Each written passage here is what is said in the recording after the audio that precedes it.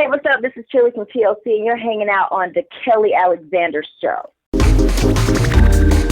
We are humbled and completely honored to welcome our next guest to the show. She's a member of the best-selling female group of all time, who, amongst other things, have sold over 65 million albums around the world, won Grammy Awards, and created hit songs like No Scrubs, Unpretty, and Creep.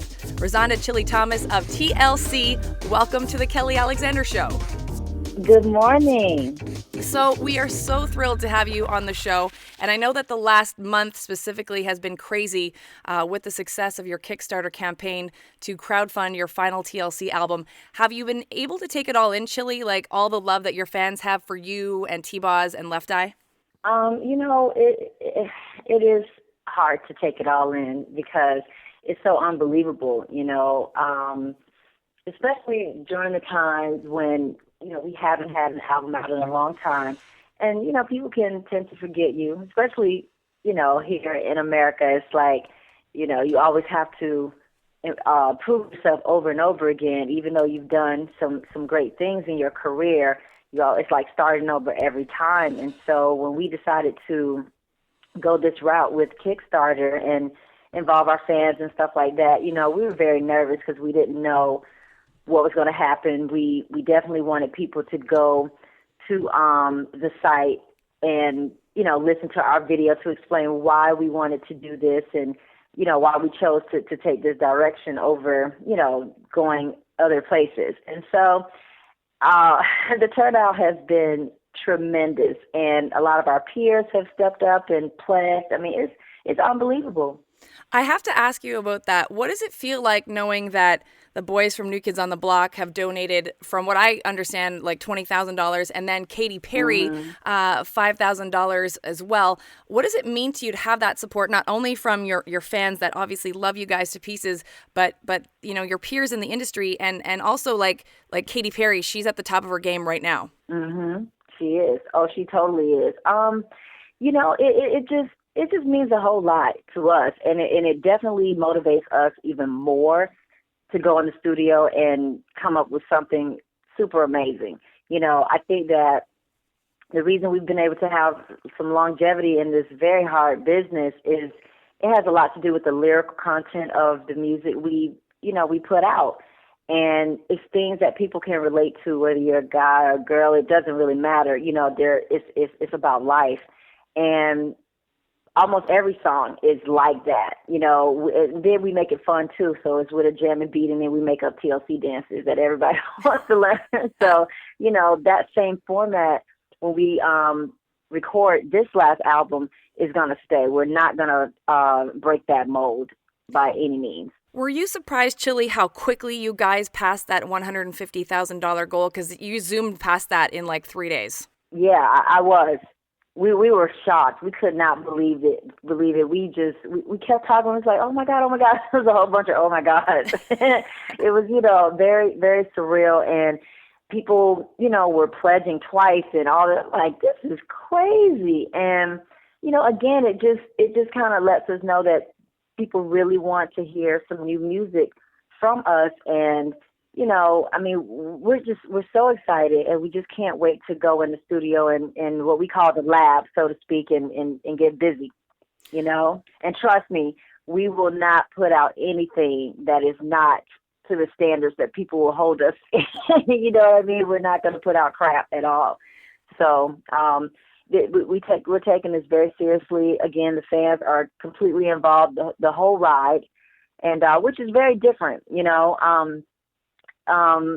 no one has ever done it quite like this, and we've always stepped outside of the box from the moment we hit the scene with Ain't You Proud to Bed, condoms everywhere. We're just that kind of group. So, are we going to see names from TLC's past when it comes to the production of this album? Like, are we going to see the Dallas Austins and the Candy Baresses and Jermaine Dupri's? You know what? I know Dallas Austin is completely on board. I haven't spoken to JD, Jermaine Dupri, and Candy, but they're definitely welcome. We would love to have them on the album, work with them again. And, we're really excited about Ron Fair, who is on as executive producer. I've been wanting to work with that genius of a guy for many years, and so I guess this time the stars were aligned and we were able to, get with him, and he wants to be on the project. So I'm just so excited. I can't wait to go in and see what magic we come up with. I've always wanted to ask you this, especially because, you have so many hits. Do you have a favorite song, Chili? Like, is Creep your jam, or is it like an album cut? You know what? It's funny because Hat to the Back was a single, but the original version, the album version, which is my favorite version, was not the single or with the video. It was the remix that JD did, which was great, but I just fell in love with the original. But that's my favorite song. And so it's not our biggest song, but I love the feel of it. Lisa's raps were, it was just my favorite. She just, oh my God, it was amazing. Everything she was saying, it totally was describing us as a group, and then dealing with guys that kind of want you to, be something else, to be more girly, so to speak. And it was just kind of like a blueprint to how we are. And I love that song for so many reasons. Now, Chili, I'm sure a lot of people will agree with me when I say that TLC was a complete game changer in the 90s and the early 2000s. Now, during those years, did you have any idea the impact that you were having not only on urban kids from American cities, but on kids and young adults from around the world? Because if we use me as an example, I was this little white kid from a farm in Montreal, Canada, and you made me feel like I could do anything, including wearing baggy pants to school. So yes. Did you feel that love from around? I love that. Oh my God, that's fantastic. Yeah, trust me, I wanted to be the fourth member of the group. So, so did you guys feel that impact at Chili? Like, obviously, you have so many fans from your home country, but did you know, just like I said, I was this little white girl, and I just love you guys, and I wanted to be you guys. Did you feel that love from around the world? You know what? Every time we were on tour, because we did tour in Canada, especially like the Hammer tour and everything. We came through there, and we saw a lot of some of the fans that were kind of dressed like us, and so to see that, and we had just gotten started, we were like, wow, And what it does is when fans come up and they talk to you, because we're very approachable. We're not the kind of celebrities that if security is there, like they already know. Like people come up to us as long as no one's being aggressive or anything like that. But other than that, you can come up to us and talk to us. You can hug, the whole thing. And when fans express how certain songs help them through a situation and help change their lives or especially females, because we represent the girls, not wanting to dress a certain way because you just don't feel comfortable like that. You can do something else, and having that self-esteem, kind of like the thing you just said. It really kind of gives the stamp of approval on what our mission was. And our mission was to always continue to be ourselves and hope that, speaking from our point of view was being a voice for so many. And it just makes you feel good and lets you know that you're doing the right stuff, and because it's receptive and people want more of it. It's just amazing to me. And because we love that kind of reaction, you know what I'm saying? And because I just feel like, even to this day, if young girls come up to me or any woman or whatever, and they talk about certain things, I'm always about helping them to feel good about themselves and knowing that they're beautiful no matter, what size, what age, whatever, you know what I mean? Like you're gorgeous. And I tell people that, because I think that's important. I would say, I know a lot of people think that the Spice Girls were the first girl power group. I think you guys are. Would you agree? Yeah, we came out first. You go, girl. They came out after us. And as a matter of fact, I remember a video, I don't remember which video it was, or maybe they were going to an award show. And I think it was Scary Spice had on a top that was almost identical to the top I had on that we used to wear all the time, especially in the Digging on You video. I kind of got a little upset. I was like, wait a minute, she's trying to check my style. That's awesome. Oh, my God. I was like, it was so funny. I said, yeah, as long as she knows where she got it from, I inspired that look. You know what I mean? But it's funny because I think that Salt and Pepper when they came out with Let's Talk About Sex and stuff, they kind of was tapping into that whole thing, just talking about things that are very important, that are really, people are nervous to talk about. And we kind of jumped on and just took it to the whole next level. You know what I mean? Mm-hmm. So. Now, I have to say this. I think any fan of TLC, any true fan of TLC, would say that you, Chili, are the heart and soul of the group, because I've seen so many interviews with you, and you always seem so passionate about the group and what you ladies have accomplished. Do you feel that you are the heart, in a way, of TLC? And how important is TLC to you? Because I remember watching a scene from T-Boz's reality show, and I think it was when, she was thinking about moving out west and all that kind of stuff, and you were worried about like where her head was at. And I just feel like you always know TLC is like your foundation. Yeah, I have to, I would say that. It's funny because even when Lisa was alive, I would tell them, I would say, I love this group more than y'all do. Like, I'm more of a fan than you guys are.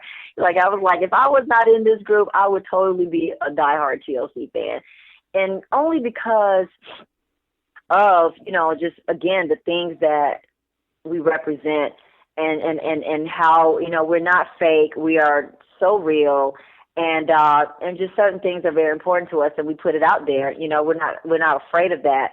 And it's funny because I do remember it was before we recorded our last album.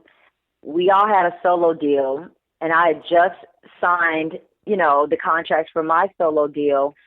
And I don't know, it just hit me. I was like, we got to do one more album. I don't know. I felt that. And I called my manager. I called the girls. I called LA. And thank God we kind of went in and made an attempt to do it, because that was the last with Lisa anyway, And I mean, of course I had no premonition or anything like that something bad was going to happen, but I just felt like we needed to record again and get back together and all that stuff. Not that we were broken up, but everybody's kind of about to do their own thing. And so I don't know, I really have so much love and compassion for what we stand for, and I believe in it. So I think that's why I go so hard for my group. I think I always will. I think you always will too. You see it in your eyes, so I think you're good to go. You brought up Lisa. I have to ask you about that. Obviously, it's almost been 13 years since she's been gone. Does it feel like it was just yesterday? And also, I remember seeing, I think it was your first appearance, months after at an award show after she had passed. And again, the pain in your eyes and in Tion's eyes. Did you think the group was going to go forward? Like, were you guys just in shock for so long? Yeah, we were definitely in shock for a very long time. It's so much for me that I could not, I still spoke about her in the present. I couldn't speak. It took me many years to talk about her, like in the past, like past tense. It was just, I couldn't do it. And I felt like, you know what, if this is how what I have to do to deal with the grief, then I'll do that. You know what I mean? And so, and it was just, I never felt any kind of heartbreak like that, because you don't expect anything like that. We always assume that we're going to live to be, well in our 70s and 80s and stuff like that. And tomorrow, not even the rest of the day is promised to you, but we're not wired to think like that. So when something unexpected happens, like losing a member, a sister, it's devastating.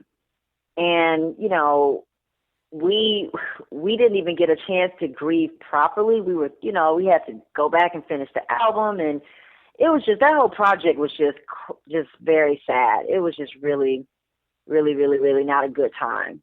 If Left Eye, were still here in person, what do you think she would think of the Kickstarter campaign?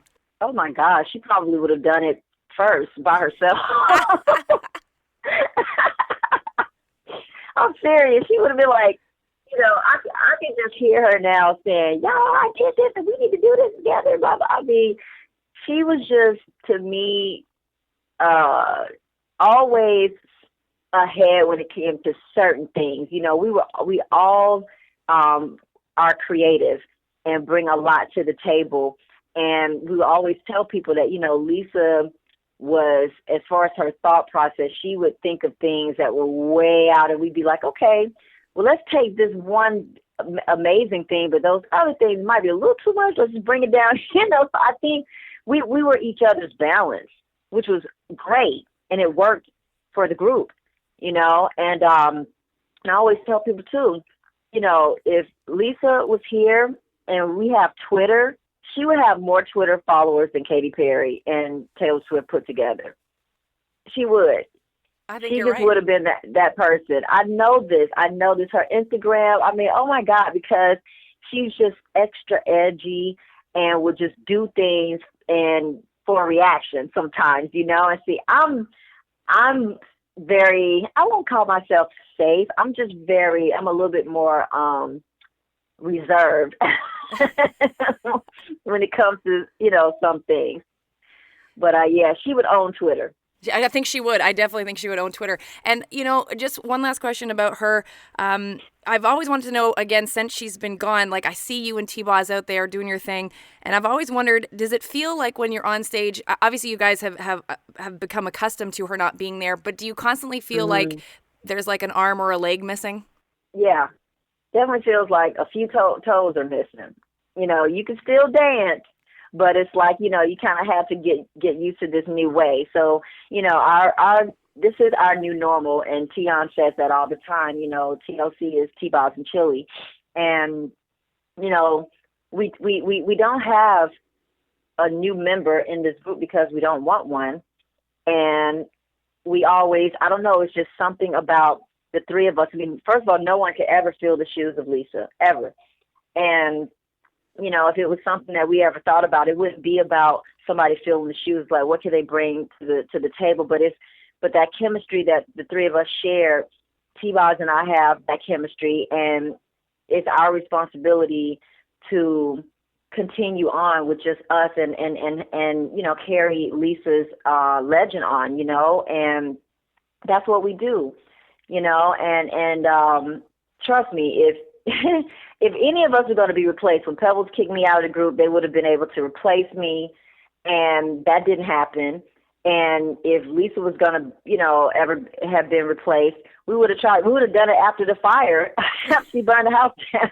So, none of that happened. We always stuck together, and because it was just meant to be with the three, and now the two. Now, you guys are heading out on tour with NKOTB and Nelly for the main event tour. You're coming to my neck of the woods in Montreal on June the 30th. I have to ask you, this, if I've done my homework correctly, this is your first tour, or your big tour since Fan Mail. Are you excited to be hitting like huge arenas again, Chile, and having like over 10,000 fans? Like in some of these places, it's going to be 15, 16, 17,000 people screaming at you.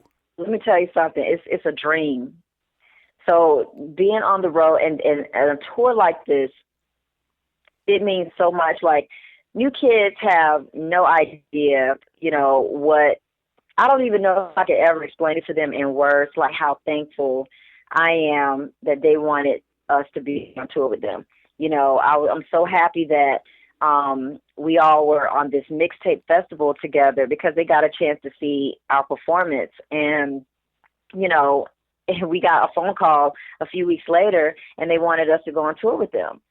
And so, and I'm so proud of them too, because, it's not easy for groups that's been around, for a long time, and then you go away and you come back and be able to sell out like that, because I'm speaking of them and their catalog and stuff, and the loyalty that their fans have for them. It's a blessing, and so the fact that they've been doing this for a few years now and doing it successfully, I mean, kudos to them. That's so amazing, and it's very rare.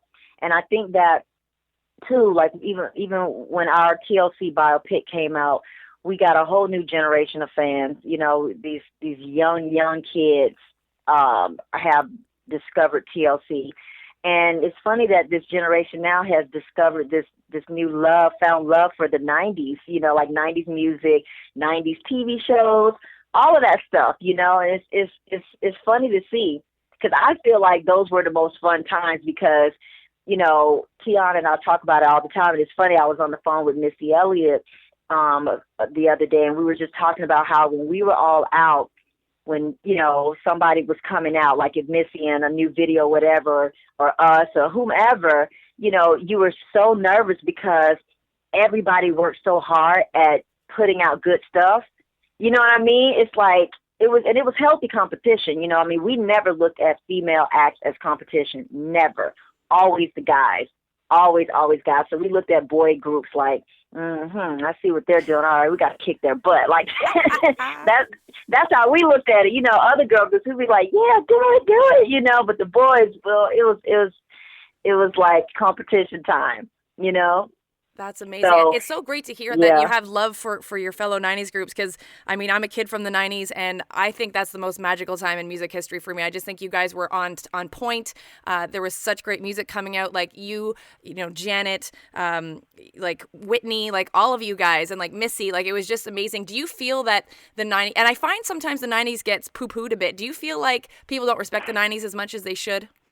You know, I think maybe not necessarily so much they don't respect it. Maybe they just kind of jump onto what's current, and they think that's hot. And not that some of it's not, because some of it is, but most of it is not. Especially like about 5-6 years ago, like some of the stuff I hear on the radio, I'm like, are you kidding me? And I'm a true performer. I'm gonna give some good music credit where credit is due, and I was not hearing that. And so, you know, even like with you know, Katy Perry having Missy on, you know, the Super Bowl performance, in that moment, it's like and of course Missy killed it. Everybody is now like pulling up her stuff and downloading and all this. And again, that's 90s music, you know? So I think that them rediscovering, you know, that type of music in that era, and just lyrically what everybody was talking about, and just how in the videos people really performed for you, they're falling in love with that, which is great, because I think that's why people are, and not just, you know, I'm not talking about people that grew up with us that really knows about TLC and New Kids and all that stuff, but, you know, once the younger people have discovered this, they're hungry for it, so then, you know, they want to see you in concert. So, you know, I just can't wait to look out in the audience, because we've always been blessed to have fans from all age groups. You know, we have the little ones and people that are old enough to be our grandparents that love us for whatever reason, whether it's Unpretty or Waterfalls, you know, those type of songs that really touch you deeply. And so I just can't wait to look out and see the pool of fans. I might do like a little crowd dive. So I always say I really want to do that, and I've been nervous to do it, but I think I'm going to do it on this tour at some point. I want you to do it in Montreal. Will you please do it in Montreal? You better catch me. I'm very light. I'm not heavy, though. That's a good thing. I will be there, I promise. And I have to ask you, coming to Montreal, have you ever had poutine? You have to have poutine when you come here. What is that? It is French fries with gravy and curd cheese. And I know that you are a healthy woman. I understand this, but you have to promise me that you will try this. You have to promise me when you come to town. And I will take you. I will take you when you come to Montreal. I promise I can eat 2 fries then. I can do that just to get the taste in and say that I've done it. Excellent. That's great. And before I let you go, because I could talk to you for hours, but I know you got to go. I know that you guys are you know, on the Kickstarter campaign. This is the final album. Right. But Chilli, if this goes well and things, you know, just blow up again, I know they will. Would you guys consider doing something else down the line? Well, the one thing that we want everybody to know is that, you know, just because we say, we're letting you know this is the last album, we're not saying that we're not going to perform anymore. You know what I mean? We're still going to be out there working and doing shows and stuff like that. And hopefully, God will bless us, you know, in the studio to come up with some real magical stuff to add to our catalog. And that, you know, will definitely take us on through some more years and stuff. So, I mean, I'll never say never. I've definitely learned to not say that. You know what I mean? So you never know what's going to happen. And I'm always hopeful that, you know, we'll be in a position to always continue on in whatever way it is, you know, because Lord knows that I love being in this group and being on that stage entertaining you guys. So, awesome. You know, with that said, hopefully, you know, it'll just kind of continue on in every way possible. And if I can put your TLC fans on my back for just a second, I want to thank you for everything that you guys have done and for continuing on, because we love you, and just having you guys back on stage, it's such a joy, and you bring so much to us. So thank you so much for that and for being on my show. I really appreciate it. Oh, thanks for having me. I love you guys back. I really do. Hey, it's Kelly Alexander, and thank you so much for watching. Please make sure to subscribe to our YouTube channel, youtube.com/Kelly Alexander Show, so you are the first in line for all the cool content coming your way.